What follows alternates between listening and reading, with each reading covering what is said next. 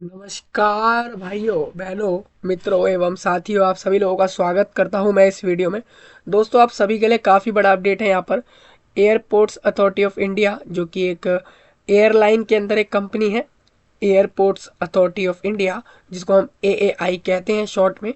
और ये कंपनी जो है एक मिनी रत्न कंपनी है और एक पब्लिक सेक्टर कंपनी है। मतलब पब्लिक सेक्टर कंपनी मीन्स एक ऐसी कंपनी है जो कि पब्लिक सेक्टर में काम कर रही है और गवर्नमेंट ऑफ इंडिया के मिनिस्ट्री ऑफ सिविल एविएशन के अंदर आने वाली कंपनी है। मतलब मैं ये कहना चाह रहा हूँ दोस्तों, यहाँ पर एयरपोर्ट्स अथॉरिटी ऑफ इंडिया की तरफ से एक नोटिफिकेशन आया है। 119 इतनी वैकेंसियों पर एक नोटिफिकेशन आया है, जिसमें कहा गया है अलग अलग तरह की पोस्टें दी है और कहा है कि हमें 119 लोग रिक्रूट करने हैं और हम एयरपोर्ट्स अथॉरिटी ऑफ इंडिया में करेंगे। मतलब पूरे देश से इस कंपनी को 119 लोग चाहिए अपने जगह पर अपनी कंपनी में सर्विस देने के लिए, जॉब के लिए। तो यहाँ से इस वीडियो से 119 लोगों का भला होने वाला है। यानी 119 लोगों को यहाँ से जॉब मिल जाएगी अगर आप इस पूरे वीडियो को ध्यान से सुनते हैं। तो एक बार फिर से बताता चलता हूँ मैं। 119, आप देखिए इतनी वैकेंसी आप सभी के लिए आई है, यानी कि 119 वैकेंसी आप सभी के लिए आई है, यानी 119 लोगों को यहाँ से जॉब मिल जाएगी। अब ये जॉब आपकी गवर्नमेंट होगी, क्योंकि ये कंपनी गवर्नमेंट ऑफ इंडिया की है, यानी भारत देश की सरकार जो है ना आज के समय पर, उनकी ये कंपनी है, यानी कि गवर्नमेंट ऑफ इंडिया की ये कंपनी है। अगर आप इसमें जॉब लेते हो तो आपको फ़ायदे गवर्नमेंट वाले मिलेंगे। अब सबसे पहले बात ये आती है कौन कौन सी पोस्ट है, वो मैं आपके साथ डिस्कस करने वाला हूँ। नोटिफिकेशन पूरा डिस्कस होगा, जिसमें age limit, qualification, eligibility, selection process क्या रहेगा और सैलरी क्या होगी, क्या काम करना होगा, फॉर्म के डेट्स क्या है, फॉर्म की फीस क्या है, सारी एक एक जानकारी आपको क्लियर होगी इस वीडियो में। आप सभी लोग एंड तक देखते हैं तो आप सभी के लिए ये वीडियो एकदम इंपॉर्टेंट रहेगा। सबसे पहले आप देखिए, ये एएआई का ऑफिशियल वेबसाइट है। मैंने सारे नोटिस आपको वीडियो के नीचे दिए हैं इस जॉब से जुड़े हुए, तो आप वहाँ से जाकर देख सकते हैं। आपको बता दूं दोस्तों, अगर आप थोड़ा नीचे आते हो तो लेटेस्ट टेंडर और एआई इंपॉर्टेंट नोटिस में भी इस नोटिफिकेशन को देख सकते हो।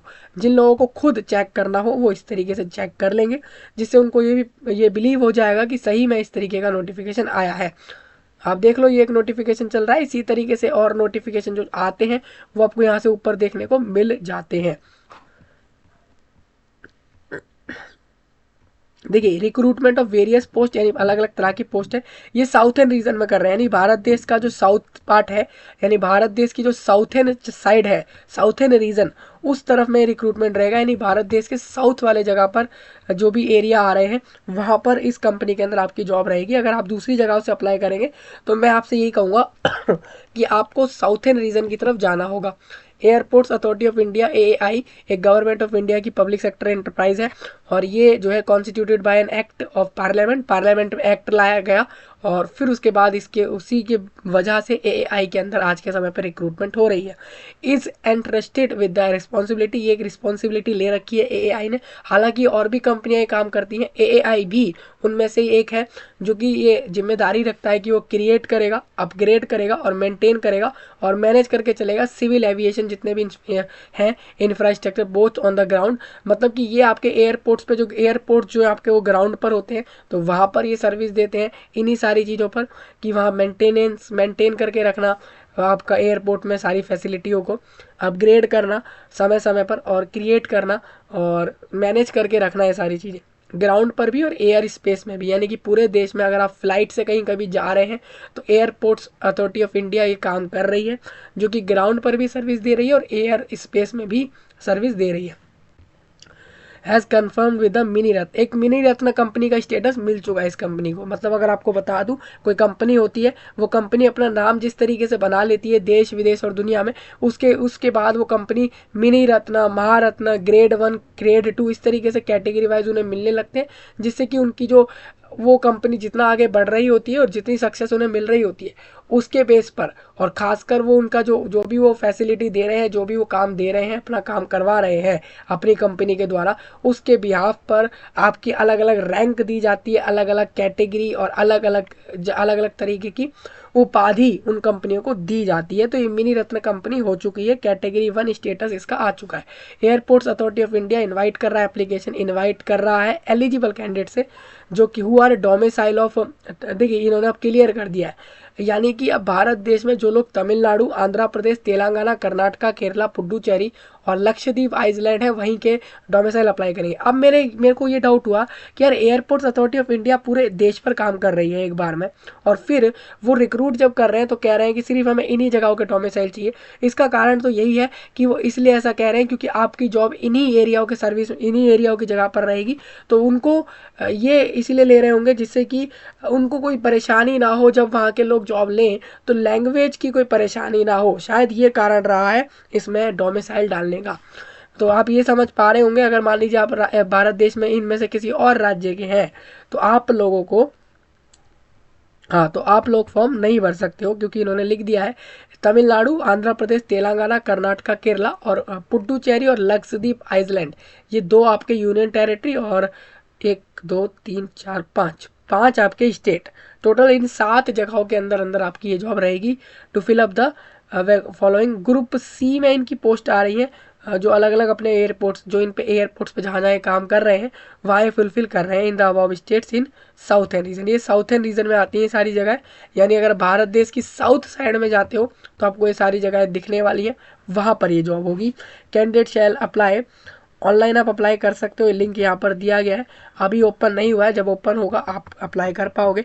करियर के सेक्शन में भी आपको ये लिंक मिल जाएगा AAI के वेबसाइट पर, तो आप वहाँ से अप्लाई कर सकते हो। आप कोई भी ऑफलाइन मोड में फॉर्म नहीं भर सकते हैं। वैकेंसीज और रिजर्वेशन बता देता हूँ। पोस्ट का of junior assistant fire service, fire service के अंदर जूनियर असिस्टेंट चाहिए इनको। Special recruitment drive for ex serviceman रहेगी, और इसमें मैं आपको बता दूं, इसमें आपकी जो जूनियर असिस्टेंट की पोस्ट है उस पर 31,000 रुपये से लेकर 92,000 92,000 तक का सैलरी रहेगा आपका। टोटल वैकेंसी इनकी जो यहाँ पर दिखाई गई 73, यानी कि 73 लोग ऐसे होंगे जो कि जूनियर असिस्टेंट यहाँ पर पोस्ट लेंगे इस जगह पर, और उसमें से 40 लोग UR से रहेंगे, EWS से 6 होंगे, OBC से 18, और इस तरीके से आप देख लेना।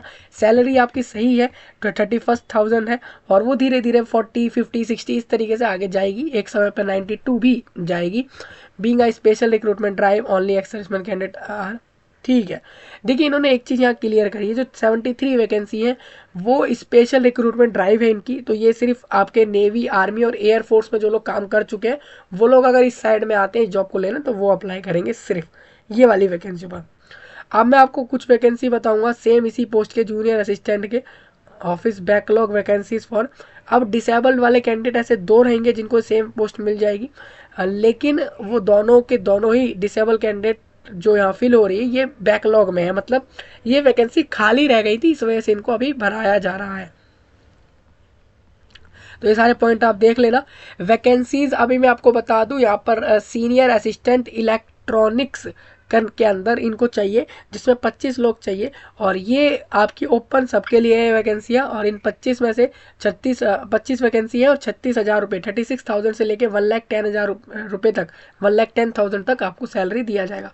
यानी आप ये मान लो कि 40,000 मिनिमम आपको इन हैंड सैलरी मिलेगा जब आपका इनिशियल स्टेज होगा, यानी कि जैसे ही जॉब मिलेगी तब। आप टोटल वैकेंसी आप देख लो, कैटेगरी वाइज आप यहाँ से समझ लेना। रिजर्वेशन यहाँ पर डिसेबिलिटी वालों का नहीं है, जो भी आप अभी वाला पोस्ट कोड देख रहे हो इसमें डिसेबिलिटी की वैकेंसी नहीं है।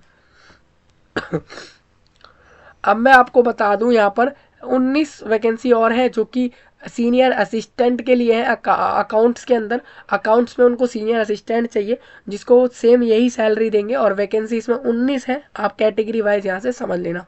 इसमें से 2 एक्स सर्विसमैन की रहेंगी और 5 इसमें डिसेबिलिटी वाले की रहेंगी। तो ये आप यहाँ से देख सकते हो, जहाँ पर लिखा हुआ है UR उसका मतलब अनरिजर्व्ड, EWS मतलब इकोनॉमिकली वीकर सेक्शन, OBC मतलब कि अदर बैकवर्ड कास्ट, और NSCL वही हो जाता है, और SC अनुसूचित जाति जनजाति। तो सभी लोग आप जानते होंगे ये आप ही की कैटेगरी है, आप जो भी इनमें से कैटेगरी में आ रहे हो आप उसके हिसाब से अप्लाई कर पाओगे।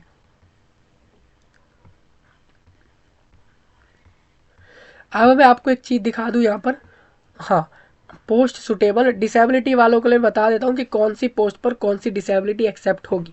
सपोज आपको जूनियर असिस्टेंट फायर सर्विस में चाहिए तो आपके लिए ये वैकेंसी नहीं है। पोस्ट कोड 1 वाला जूनियर असिस्टेंट, इनको जो आपका ऑफिस में चाहिए उसकी वैकेंसी पर डिसेबिलिटी वाला कैंडिडेट अगर ब्लाइंड होगा, उसको नहीं दिखता है, कम दिखता है, तो भी वो पोस्ट ले सकता है। डीफ है, हार्ड ऑफ हियरिंग है, तो भी वो ले सकता है। लोकोमोटर डिसेबिलिटी वाला भी हो तो भी वो ले सकता है। मल्टीपल डिसेबिलिटी वाला भी ले सकता है।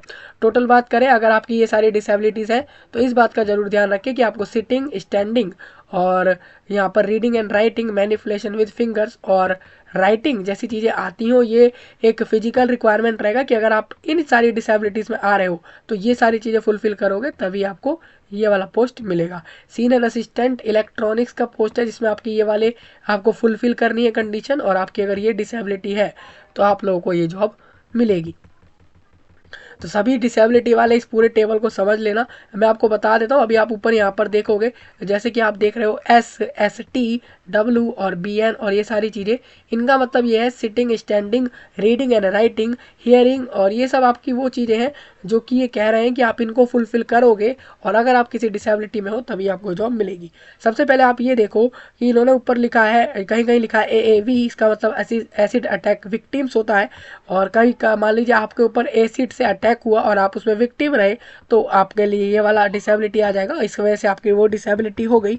दूसरा ड्वार्फिज्म, और इसके अलावा लो विजन, जिनको कम दिख रहा है या जिनको नहीं दिख रहा है, और इसके अलावा वन आर्म, बोथ आर्म, जिनके मान लीजिए दोनों ही आर्म नहीं है, एक आर्म है, या दोनों ही लेग नहीं है, तो ये उनकी एक डिसेबिलिटी में आ जाता है। तो जो लोग भी इन डिसेबिलिटीज़ में है तो अपने पूरा टेबल को देखकर यहाँ से समझ लें। कंप्यूटर बेस्ड टेस्ट लिया जाएगा ये यहाँ पर आपका किन किन जगह, जो आपको राज्य भी बताए, जगहें बताई, उन्हीं जगहों पर ये जगहें हैं। सपोज ये चेन्नई है, मदुरई और बेलगाम और बेंगलोर, कैलिकट, कोचीन, हैदराबाद और विजयवाड़ा। आपको बता दूं हैदराबाद ये तेलंगाना में हो जाएगा और चेन्नई ये आपका हो जाएगा तमिलनाडु। तो इस तरीके से आपको सारी चीज़ें देख लेनी है। बेंगलोर का भी आप देख लेना है, कर्नाटका में हो जाएगा, कैलिकट और कोचीन। तो आप सभी लोग यहाँ से देख सकते हो कि कौन कौन सी जगह कहाँ कहाँ पर है, और सभी लोग जो भी इन्हीं राज्यों में डोमिसाइल हैं, मतलब आप अगर इन्हीं राज्यों के निवासी हो या फिर आपका कोई ऐसा घर हो वो जो कि इस राज्य में है, इन राज्यों में कहीं ना कहीं है, तो और वहाँ का आपके पास एक परमानेंट रेसिडेंट का एक एड्रेस है और उसके डॉक्यूमेंट्स हैं। ज़रूरी नहीं है कि आप यहाँ रह ही रहे हो, आपका डोमिसाइल प्रूफ होगा तब भी आप इसको ले सकते हो। और आज के समय पर लोगों के पास एक से ज़्यादा राज्यों के डोमिसाइल हैं, एक से ज़्यादा देश की नेशनैलिटियाँ हैं, और ऐसा होता है आज के समय पर। ये आसान बातें हैं, आप लोग भी ये सब कर सकते हो, अप्लाई करके इन चीज़ों को ले सकते हो। लोग आज के समय पर एक ही देश नहीं, दूसरे देशों में भी इन चीज़ों की फैसिलिटियों का फ़ायदा उठा रहे हैं। नोट में कुछ पॉइंट है, आप इसमें ये देख सकते हो। एएआई ये कह रहा है कि एयरपोर्ट्स अथॉरिटी ऑफ इंडिया अगर चाहेगा तो वैकेंसी को बढ़ा सकता है, घटा सकता है, कुछ इसमें चेंज होगा, कर सकता है। उसको अगर रिक्रूटमेंट कैंसिल करना है तो कर सकता है। सपोज अगर कोई भी अगर कोई अपना ऑफिस है किसी का, और अगर वो किसी ऑफिस में वो कह रहा है कि मेरे को 100 एम्प्लॉयज़ की ज़रूरत है अलग अलग पोस्टों पर, और 10 दिन बाद वो कह रहा है कि अब मुझे ज़रूरत नहीं है, तो वो उसके हाथ में राइट होगा। डेफिनेट सी बात है कि भाई अगर कोई रिक्रूट कर रहा है और वो बाद में कह दे कि मैं रिक्रूट अब नहीं कर रहा हूँ, तो फिर आप उसमें कुछ नहीं कर सकते हैं। हाँ, ये चीज़ आपको ध्यान रखनी है। अगर वो रिक्रूटमेंट कैंसिल होती है तो हाँ, अब जो फॉर्म का फीस है और ये सब चीज़ें होती हैं, तो वो मेरे को लगता है कि हर जो भी रिक्रूटमेंट बॉडी होती है उसको ये चीज़ें रिफंड करनी चाहिए अगर वो कैंसिल करते हैं। लेकिन बहुत लोग ऐसा नहीं भी करते हैं, तो आप लोग अपने ही रिस्क पर इस पर अप्लाई कर सकते हो। मैं आपको बता दूँ 27/12 को, दिसंबर में 27 तारीख से फॉर्म चालू है और 26 जनवरी में फॉर्म क्लोज है। तो याद रखें, सिर्फ 1 मंथ का समय आपके पास होगा सिर्फ। तो एक लिमिटेड समय ही है। आप अगर इसको जल्दी से शेयर करते हो लोगों तक तो वो लोग अप्लाई कर पाएंगे। एग्ज़ाम इसमें आप ये मान सकते हो फरवरी के मिड के बाद इसमें एग्ज़ाम आप मान सकते हो। एमोल्यूमेंट्स मैंने आपको बता ही दिया था, सैलरी जो अलग अलग पोस्टों का बताया गया। दूसरा, इसमें आपको सैलरी के अलावा महंगाई भत्ता मिलेगा, बहुत सारे पर्क फ़ायदे मिलेंगे, हाउस रेंट अलाउंस दिया जाएगा, अदर बेनिफिट भी दिए जाएंगे, और सोशल सिक्योरिटी स्कीम्स मिलती हैं, मेडिकल बेनिफिट, बहुत सारी चीज़ें यहाँ पे मिल जाएंगी। अब बात आती है एज क्राइटेरिया। तो एज क्राइटेरिया ये रहेगा, जो भी लोग 20 दिसंबर डेट को 18 कंप्लीट कर गए और 30 से कम है तो वो लोग फॉर्म भर सकते हैं। अपर एज लिमिट में रिलैक्सेशन मिल जाता है। ओबीसी वालों को 3 साल मिलेगा। अगर आप अदर बैकवर्ड कास्ट से हैं, नॉन क्रीमी लेयर में, तो आपको 3 साल यानी आप 33 साल तक होने तक फॉर्म भर सकते हो। और 35 साल तक होने तक अनुसूचित जाति जनजाति लोग फॉर्म भर सकते हैं। तो सभी लोग अपने अपने रिलैक्सेशन देख लें, ये चीज़ डिस्कस आगे नहीं हो रही है। चले थोड़ा और आगे चलते हैं।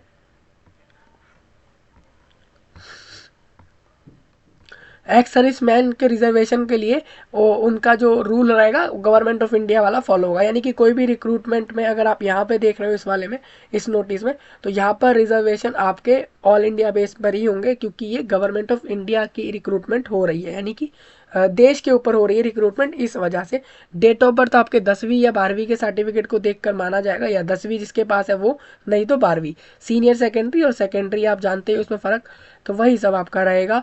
और आगे एक और चीज़ बता दूं, क्वालिफिकेशन एक्सपीरियंस ये रहेगा कि जूनियर असिस्टेंट फायर सर्विस में अप्लाई करने के लिए आपका 10वीं पास होना ज़रूरी रहेगा, और प्लस 3 साल का एक डिप्लोमा होना चाहिए मैकेनिकल में, ऑटोमोबाइल में या फायर में, इनमें से किसी एक में।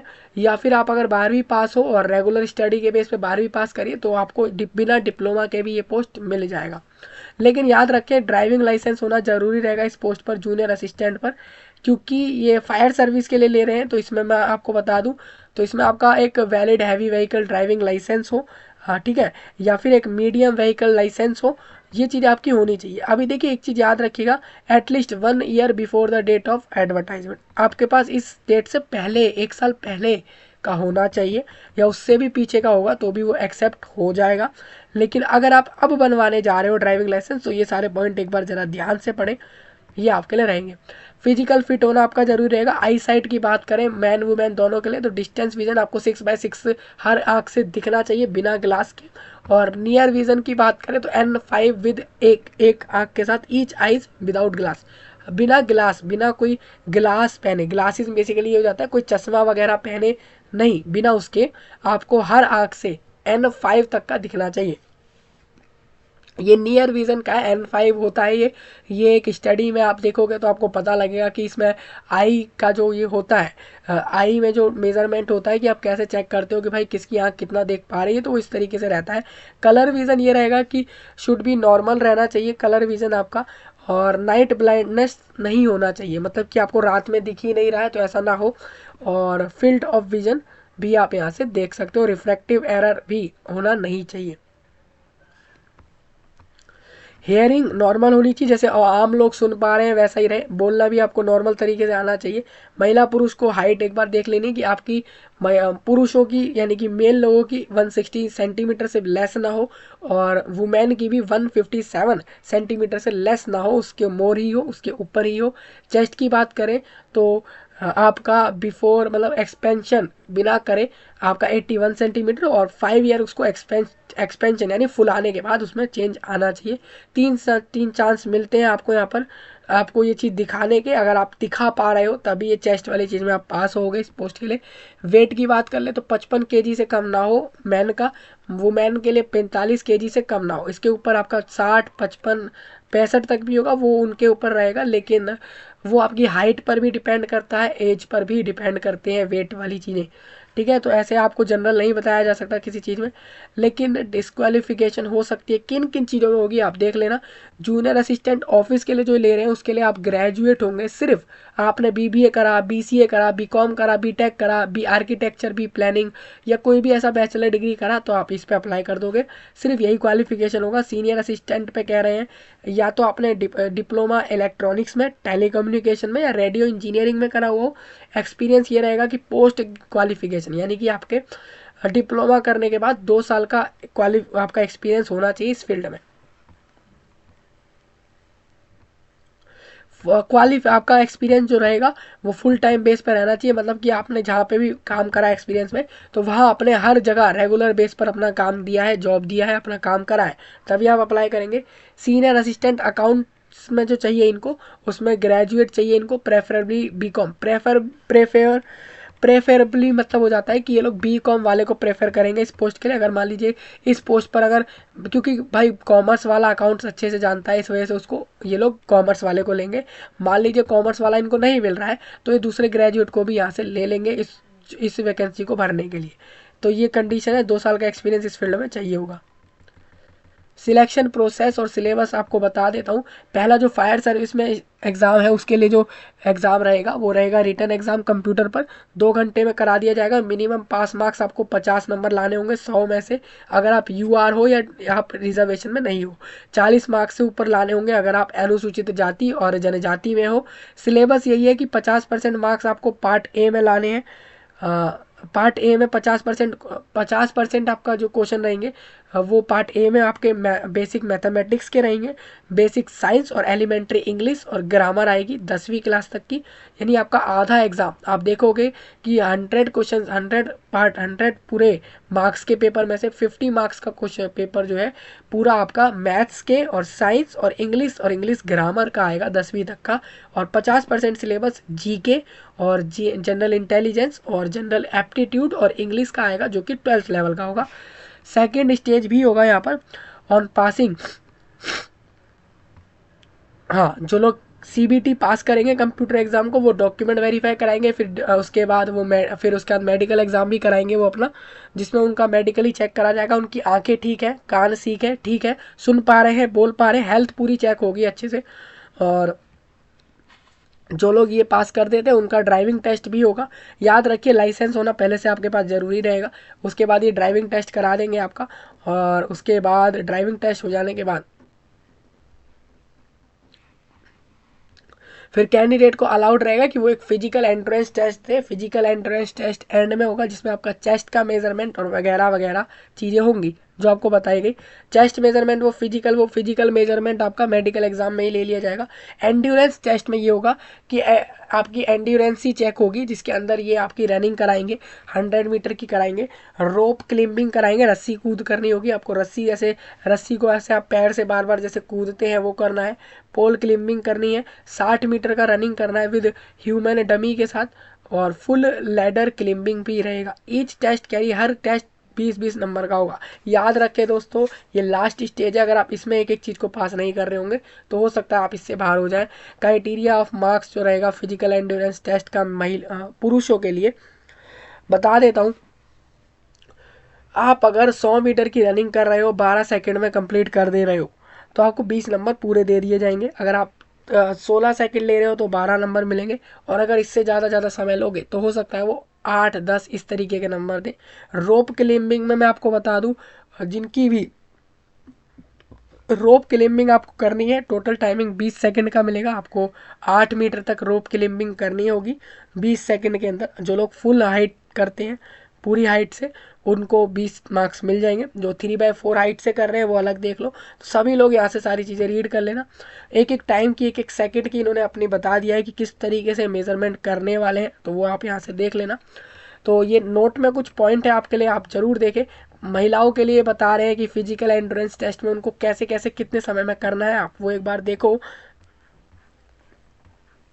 अब याद रखिए मिनिमम क्वालिफाइंग मार्क्स इसके अंदर ये रहेंगे कि आपको जो है 60 मार्क्स लाने हैं। मान लीजिए आप इसमें आप देखिए अलग अलग स्टेज में अलग अलग नंबर लाए। मान लीजिए इनमें आप 20-20 नंबर में से कहीं 10 ले आए, कहीं 5 ले आए, कहीं 8 ले आए, कहीं 12 ले आए, इस तरीके से ले आए, कोई परेशानी नहीं है।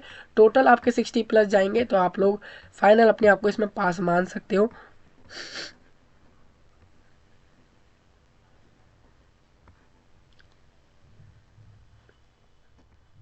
देखिए मैं आपको बता देता हूँ, यहाँ पर जूनियर असिस्टेंट के फायर सर्विस वालों का result simple computer based exam के बेस पर ही बनेगा।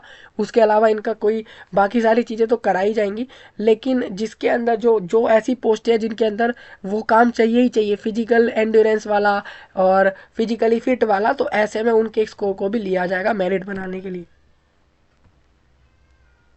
तो ये सारे पॉइंट दोस्तों जरूर देखें, इंपॉर्टेंट है आपके लिए। अपॉइंटमेंट ऑर्डर,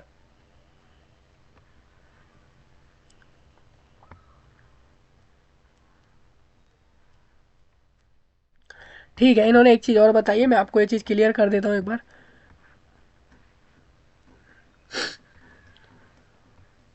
जो भी कैंडिडेट सिलेक्ट होते हैं as per order of merit on completion of stage 1 और सेकंड, ठीक है। जो लोग मान लीजिए स्टेज सारे पास करके अब सिलेक्ट हो गए और vacancy shall be nominated for basic, तो फिर उन सबको एक नॉमिनेशन लिया जाएगा। उनको बताया जाएगा कि आपका बेसिक ट्रेनिंग कोर्स होगा एक 18 हफ्तों के लिए। आप अगर देखते हो तो 4 वीक में 1 मंथ हो गया, तो इस तरीके से आप देखोगे तो 4x4 यानी कि आपके लगभग 4 महीने का करा देंगे। 4 महीने में आपको इन विच 2 हफ्ते आपकी ट्रेनिंग रहेगी। एक बेसिक ट्रेनिंग करा कोर्स कराया जाएगा, 2 हफ्ते उसमें ट्रेनिंग होगी। ये सारा चीज़ आप देख सकते हो। इसमें आप बोल रहे हैं driving on heavy duty vehicle at fire training college, FTC new Delhi में है, और at fire staff training college FSTC Kolkata में। Will not be responsible for any injury cause during the course. आपको इस कोर्स के अंदर आपको कोई इंजरी हो जाती है तो उसके रिस्पॉन्सिबल AAI नहीं है, लेकिन आप इस कोर्स को करने के बाद ही जॉब पे ले पाओगे। पहले आपका ट्रेनिंग के से ट्रेनिंग करा के पूरा समय आपका निकाल देंगे, और उस समय के बाद ही ये आपको जॉब देंगे।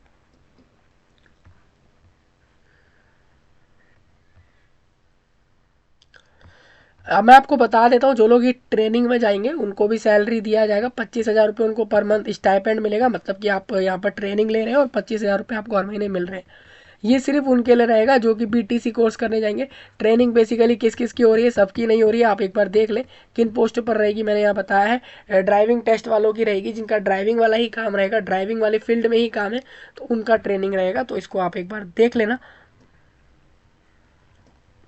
याद रखिए, ये आपसे एक बॉन्ड पेपर साइन करा लेंगे, और वो अगर बॉन्ड पेपर साइन होने के बाद अगर आप बीच में ट्रेनिंग छोड़ते हो तो फिर आपसे ये उतने रुपए लेंगे जितने यहाँ दिखाए जा रहे हैं। तो इस बात का सभी ध्यान रखेंगे। जूनियर असिस्टेंट ऑफिस वाले पोस्ट के लिए बता दूँ, ये आपका भी एक ही पोस्ट के लिए बात हो रही थी।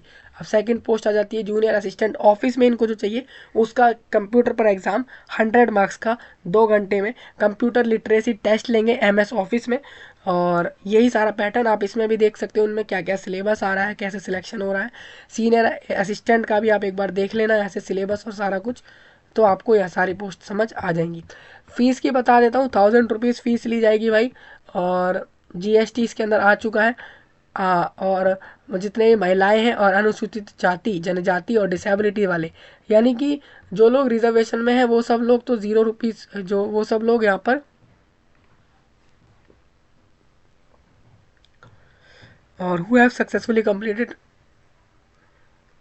ठीक है, इन्होंने बोला है कि जो लोग रिजर्वेशन में है या महिलाएं हैं किसी भी कैटेगरी की, तो वो लोग 1 साल अगर उन्होंने अप्रेंटाइशिप करी है, अप्रेंटाइशिप की ट्रेनिंग करी है, तो वो लोगों की फ़ीस नहीं ली जाएगी भाई। फ़ीस सिर्फ हम रिजर्व अनरिजर्व वालों से लेंगे, वो भी हम 1000 रुपीज़ लेंगे।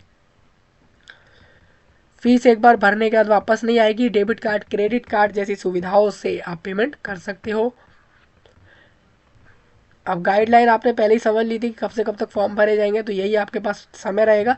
26 जनवरी में 12 बजे से पहले पहले आप फॉर्म भर देना।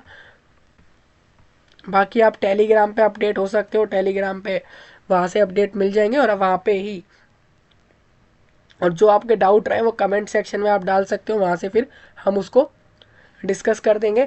आपको बता दूं, instruction for submission of online application में कुछ भरने के लिए इंस्ट्रक्शन है। आप ईमेल आईडी, मोबाइल नंबर, नाम, जेंडर, ये कॉमन से डिटेल डाल के अपना रजिस्ट्रेशन करोगे, फिर फॉर्म भरोगे, सारे डॉक्यूमेंट्स अपलोड करोगे, फीस सबमिट करोगे, फॉर्म सबमिट करके उसका प्रिंट लेके रखोगे।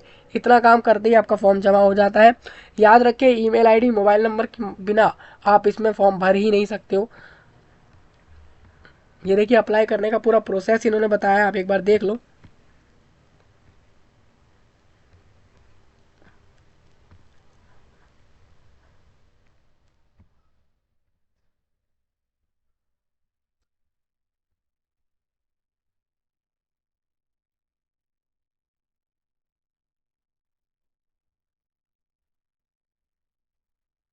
फोटो साइन और इन सब डॉक्यूमेंट का क्या साइन रखा जाएगा, एक बार आप वो भी देख लो। यहाँ से सारा कुछ लिखा हुआ है।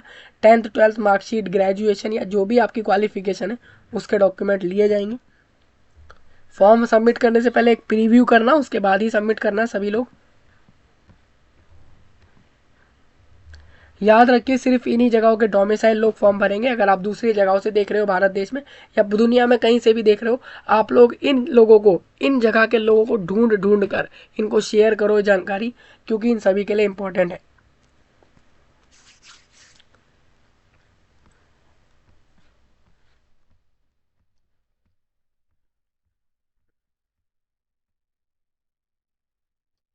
सेंटर्स मैंने आपको बता दिए थे कहाँ कहाँ होंगे। इन जगहों पे सेंटर कहीं भी हो सकता है, चेन्नई में हो सकता है, किसी भी गली पे हो, किसी भी मोहल्ले की जगह पर हो सकता है किसी रोड के पास कोई सेंटर हो, कहीं पर भी हो सकता है। मतलब कि इन जगहों पर ही होगा, इस जगह के बाहर आपको देखने को नहीं मिलेंगे सेंटर्स। ये यहाँ क्लियर बता दिया मैंने आपको। याद रखिए, कोई आने जाने का खर्चा नहीं मिलेगा एग्ज़ाम के लिए या किसी भी रिक्रूटमेंट प्रोसेस के लिए। आप खुद के भी आप पर जाएंगे। जॉब मिलेगी नहीं मिलेगी वो आपके परफॉर्मेंस पे डिपेंड करता है टोटली।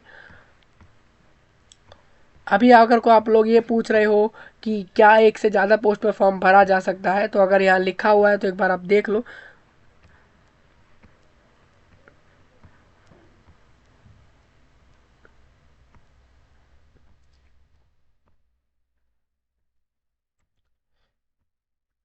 सेंटर का मैंने क्लियर कर दिया है, वही सेंटर दोबारा बार बार वही चीज़ डाली गई है यहाँ पे।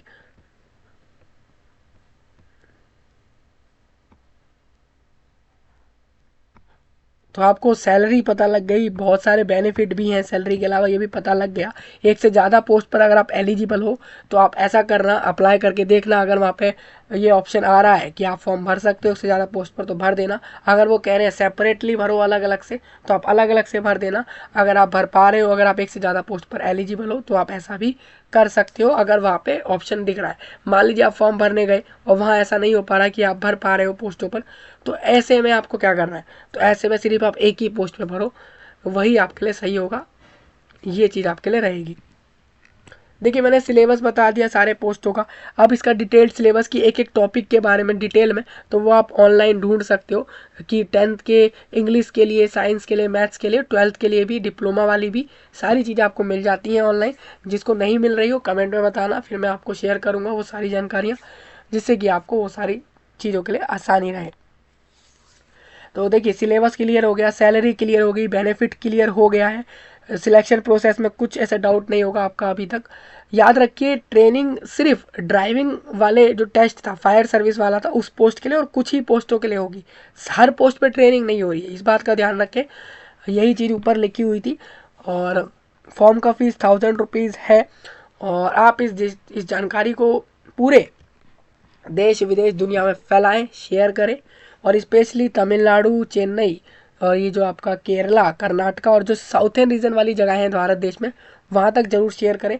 लोगों को ढूंढेंगे आप ऑनलाइन तो आपको मिल जाएंगे, वहाँ से लोगों को ढूंढें और जानकारी शेयर करें जिससे कि उनको ये जॉब मिल सके। अब आपको कोई ऐसा पॉइंट लगे जो नहीं समझ आता है कमेंट में बताएं, और इस जानकारी को वही सेम कह रहा हूँ लोगों तक पहुँचाएं।